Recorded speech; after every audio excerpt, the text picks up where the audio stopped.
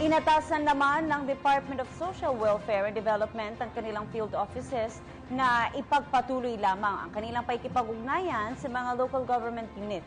Ito ay upang matiyak na patuloy na mamomonitor ang kalagayan ng mga pamilyang apektado ng nararanasang malakas na pag-ulan dulot ng panibagong low pressure area.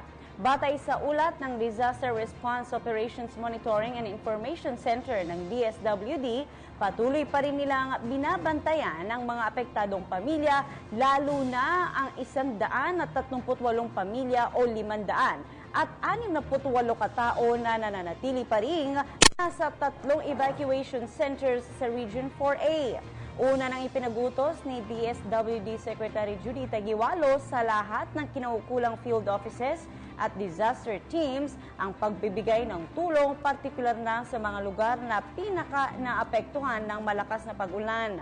Samantala, patuloy din minomonitor ng ahensya ang lagay ng panahon matapos mamataan ang panibagong LPA na malapit sa Philippine Area of Responsibility.